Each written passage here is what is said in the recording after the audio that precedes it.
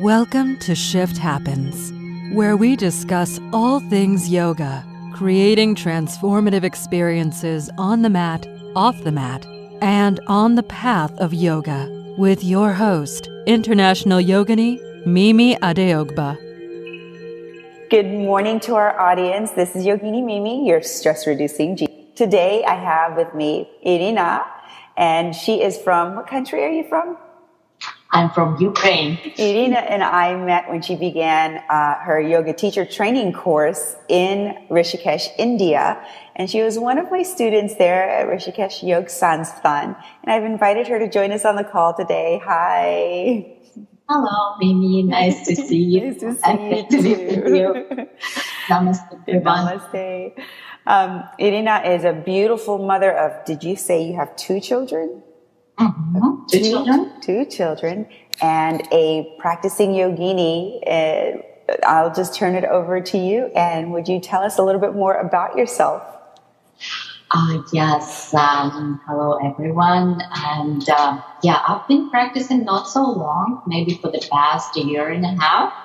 But I took it slowly, step by step, and I came to know yoga through my spiritual path, and I'm searching through different ways of knowing myself better, knowing about my life, knowing where I'm going, knowing about my purposes. And this is somehow I came with all these questions to yoga. So yoga for me is not only physical exercise. It's not about asanas at all. It's about self-knowledge. First of all, it's my philosophy. It's the philosophy of my life. And then maybe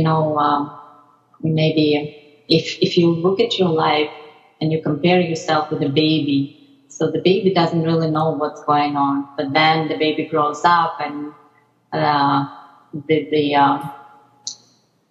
time comes when you're aware of things. And this is the same thing about yoga. You look back at your life and then you just see that you weren't aware of so many things. How it's time you came to be aware. It is a practice of self-awareness. I like this, learning the self. Self-awareness, yes, concentration. And when you learn about yourself, when you learn about the way you're going, you know where you're going, you're consciously going and making purposeful every day, then you become less stressful, more peaceful, more happy, because you know where you are. And and you know that everything is around you is working as a clock. There are laws of the nature around you, and you just adjust to these laws, and that's it. You don't need to force anything. Just go with the flow, so to speak. Yeah. I think too often in life, many of us actually think that we're in control, and that's what we're taught. In the Western world, we're like, you go in and you be assertive, and you get things done, and you make this your path, and the reality is something very different. We're like leaves floating on a stream. This is what I was thinking lately, because according to the law of attraction, they say you have to focus and you have to do things and you have to strive and you have to work hard. But today I was thinking about it and I realized, yes, you have to work hard, but you have to work hard on yourself. On your mind, on your thoughts. This is the hardest job ever. You can, carry heavy loads and do this and that and run back and forth. But this is nothing to do to compare with the mind work. When you try to let it go, try to observe your thoughts, have less thoughts, have only positive thoughts, and try to take no reaction to things that you used to take reaction. And this is so much challenge. This is a great field to put all your powers, all your desires. You have to be very determined and you have to know what you want. And this is actually it. If you can make step by step, just take it easy, then there is nothing more that you have to worry about. Just take care of yourself first. Beautifully stated. And that is the work, and that is the path of yoga. And too many people, when confronted with the self, turn and run. They don't want to sit with the self. Yes. I realized that and I witnessed it, and especially when right now they refer to meditation for so many experts, and now we hear about meditation all the time. But let me tell you, you don't need to start meditate right away. You just need to learn to concentrate. Meditation, you take step by step. You don't need to force anything. It just goes with the flow. When you're really concerned that you want to change something inside of you, and then you start learning about you, and then you come to this state of meditation. And people who are not ready, who jumped into meditation, they don't know why. They don't know what they're doing. This is scares them. Yes, that's what scared them. But there is nothing to be scared. It's just the time for yourself. You have to embrace it, and you have to take the best of it, and it will give you the best. The moment you stop panicking, you stop resisting, then you will feel there is a lesson I can learn. There is something that I'm getting. And there is something new. Mm-hmm. So you said you've been practicing for over a year now? Intensively, yes. And how did you begin your journey? Was it through books, or did you go to a meditation class? Yeah, it was first, it was meditation because, as I said, it was my spiritual path. So I was asking and you found a teacher? A friend of mine who also had a lot of experience, different spiritual experiences, he pointed out on Vipassana meditation, which is a silent meditation. Oh, did you do it?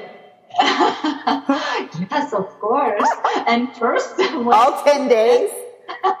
When he suggested me that, I said, no way, I'm not going to sit 10 days, no talking, and with all this schedule, getting up 4 a.m, this is not for me, no. And he said, okay, you can do whatever you want, but make sure that sometimes later, after you try many things, make sure that you do this. How long did it take between when he introduced it to you and when you finally said, okay, I will do it? How long? It didn't take long because at that time I was in India and I didn't want to waste my time. So I was thinking, you know what? Maybe I trusted this guy and I was thinking maybe it's a voice from the universe. Maybe the universe leads me there. So let me try, because unless you try it yourself, you never know. Exactly. Experience. Yeah, and also a good point that, as you said, we all used to run in a modern society. We used to run, we used to make schedules, and we used to be late here and there, and it was so much stress. So I've been living like that for I don't know, for maybe 8 years or so. So I came to the point where I just dreamed to have some peace and quietness for myself, and in that, I saw the opportunity. I was thinking, you know what? I always wanted to be without the phone calls, without getting late anywhere. So let me just embrace it. And the moment I let it go, it just opened so much for me. I can't even explain. Just turn around my inner world. That's amazing. That's amazing. So we know that on the path of yoga, Patanjali codified the 8 limbs, and yes. What we're talking about now is pretty much dhyana meditation. So you skipped right past the first 5, or went to number 7. That's what I was talking about, that you are not ready for that yet when you jumped into it. Yes. So was there like this life transforming experience, like at the moment that you went through your getting to the 7th rung, where you're like looking back thinking, oh, I should go and figure out what those other 6 rungs are? Yes, probably the path led me through the stages, maybe backwards. Backwards and forwards. Maybe I just wanted to make an order in my life, in order and consistent with spirituality. And then I tried yoga in ashram first. Mm-hmm. So how long did the yoga come, the asana, after Vipassana? After Vipassana, one more year. Mm-hmm. Yes. Yeah. So you really rooted yourself in your meditative practice. And then you said, let me try it. Is that what happened? Let me try asana. Exactly. That's beautiful, because most people in the West perceive asana as yoga. And that's where this conversation is coming into play. I keep thinking now, as I've gone further along my journey, maybe we should be calling it asana, because everybody's like, oh, what are you doing? I'm going to go practice yoga. What kind of yoga? Oh, beer yoga. And I'm like, oh, I wonder, is it really yoga? I don't really wonder. I'm like, that's not yoga. That's asana with beer. Absolutely, yeah. So I have this comical reflection on it. Why don't we call it asana in the West? Because that's really what they're making the whole practice, the physical practice. And when we really look at it, the physical practice is the first 5 rungs of Patanjali's Yoga Sutras, of the 8 limbs. And then the last 3, the most important, the deepest part of that whole iceberg, is all spiritual. And then the way that we get to that spiritual is by cleansing the physical. And that asana is one way of cleansing the physical in order to prepare the body for longer and longer periods of meditation. So I really love your journey. Thank you. But I think the asanas prepare not only the body, but also the mind. Because you concentrate, you being aware, you adjust your body, you breathe, you become aware of your breath, and you connect with your breath. And this is actually the way to do asana, because the asanas sometimes also are not that asana that is supposed to be just, aerobics or something. But if you really do asana, you involve everything, your awareness, your thoughtless, your concentration. There should be inner concentration on some of the chakra, the outer concentration on some points, the drishti. So there are so many things involved. And this is also, of course, like you said, prepares you for the meditation, the inner job. I love it.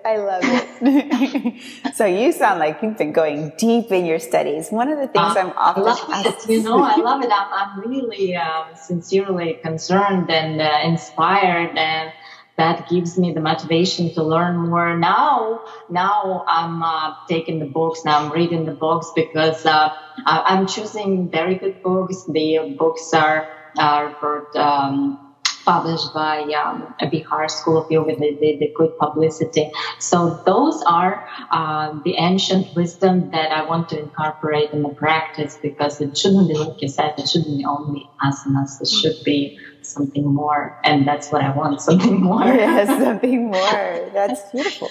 So it sounds like oftentimes I'm asked, what is a yoga teacher training course? Because this is pretty much what I do now, is just teach yoga teachers. And so I've gotten to the point where the best introduction into what it is to ask my students. So will you share, what is a yoga teacher training course, and what was it for you? Okay, yes, absolutely. I was actually hesitating to take this yoga course first, because I was thinking, I am so in touch with my inner self that will bring me to different places, to meet with different people, and to get some knowledge that I'm searching for. So maybe I didn't need this course. Maybe I don't need to enroll in the school and just go on my own way. And I was hesitating. And of course, when you're thinking about it, things become unrolling in front of you. And the yoga school came right in time after my Vipassana meditation, the same actually day, my Vipassana meditation. So I was thinking, if things happening like that, let me try also. Let me explore. And I said, if I don't like the very few days, then I can drop anyway. So I got enrolled in school, and I also tried, to immerse myself in this environment and to try different techniques. Even if I don't like it or I'm not agree, I'll just take it and I'll explore it and I'll try to apply. So so I was taking it, and the teachers were great. Teachers were amazing, and thank you, Mimi. I met today. I'm glad to have such a teacher. And there were great teachers on yoga philosophy. I actually got inspired by yoga philosophy so much that's when I was asking to refer for reference for the books, because I wanted to learn more.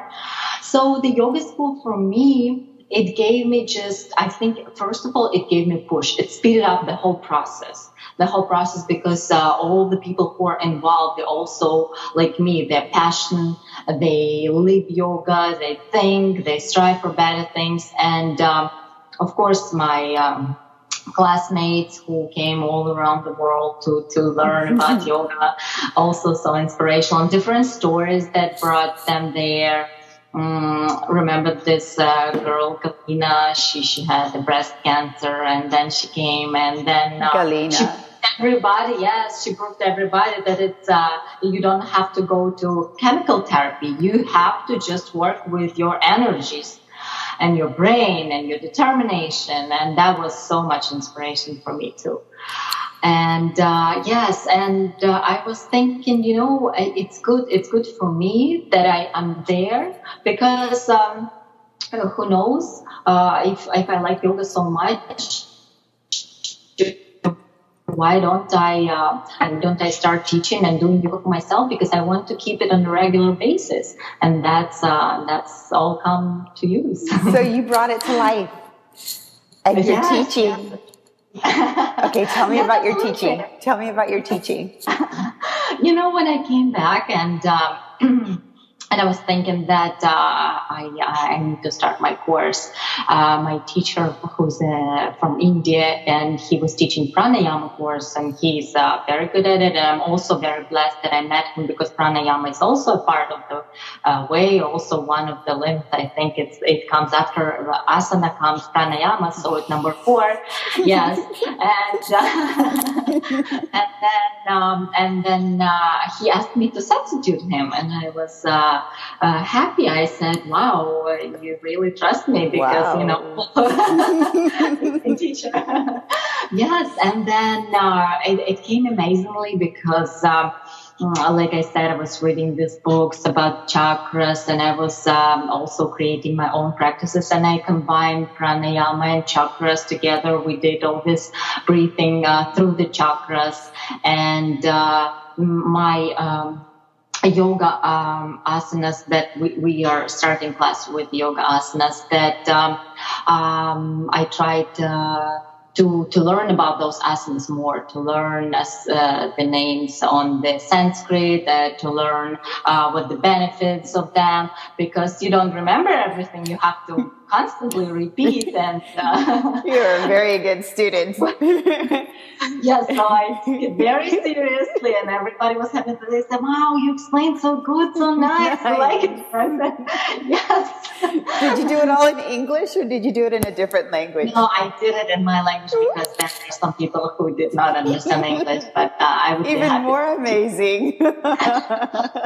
So you translated it from Sanskrit to English to your language. The reason why I say you're a very good student is because when you become a teacher, one of the things that I realized is that you're always a student. That's what I start the class with. I always say that I respect the teacher in you, and we're all the one together. Namaste. And we're always studying. So that's a beautiful thing. Yes, absolutely. Always young. Always Thank you so much for sharing. Is there anything else that you wanted to add?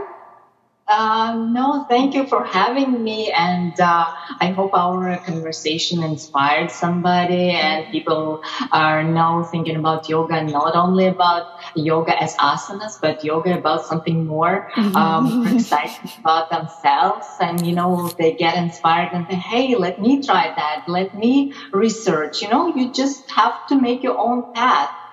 And the desire that is in you, that is like flame, maybe a little bit slow, but then it grows up, and then this flame will just light your path. It will take you to certain places, to certain teachers, to a certain knowledge. And then if this knowledge is growing more and more, and this is so inspirational, and this is just amazing. So I wish everyone to have this amazing discovery of their life and themselves. I know we talk about asana and yoga and, getting real on what yoga is, but I have to ask, what is your favorite asana? That's a good question. In Sanskrit, I wouldn't tell you. It's a heart-opening asana when you put your hands in namaste, and then you bend. And then you bend forward, and then you bend back, but you are always keep attention on your heart center. And even if you bend forward, you still are focusing on your heart chakra. You still want to open your heart. So this is kind of act of surrendering and love. So this is the asana. So with reverse namaskar. The forward bend and the back bend with reverse namaskar. And you're not going all the way forward. You're just going parallel? Your spine parallel? No, you're going all the way. All the way, yeah. Into Padhastasana. Well, not Padhastasana. Say it again? Not Padhastasana because the hands are not coming to the feet. No, it's not Padhastasana. It's like reverse namaskar, forward fold, and back bend.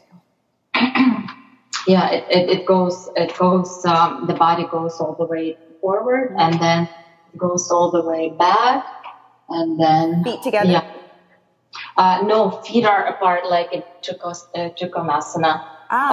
Okay, pyramid pose, kind of. Kind of. The forward fold would be kind of. Okay. If you told me before, I would prepare. But no, just love to hear what people are like working on in terms of their favorite postures and stuff. Just like. I also was thinking it's great to have a posture of the week, of the day, the month, and it's great to focus on this asana. And in every class that you this asana with a more awareness, and you put also not only physical and spirituality, but also you practice in life to be more open, to concentrate on your heart and to smile and to be to surrender to things. So this is like a transforming thing. You work in asana, and then you walk out of the studio, and then you work again on your asana. Yes, in life, off of the mat. Thank you again, Irina, for joining me on this call. My pleasure.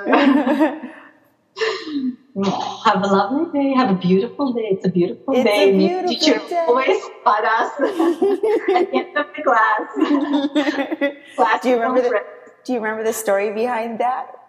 But when you heard someone saying it's a beautiful day, then you thought if to make every day it's a beautiful day, then you're gonna have beautiful life. Yay! Have a beautiful day. The applications with the spirituality, with the yogas and asanas, let's make this life beautiful. Yes, Thank you. You're welcome. Namaste. Namaste. You've been listening to Shift Happens with international yogini Mimi Adayokba. To learn how to build your own yoga brand while creating transformative learning experiences for others, or to listen to past episodes, go to yoginimimi.com.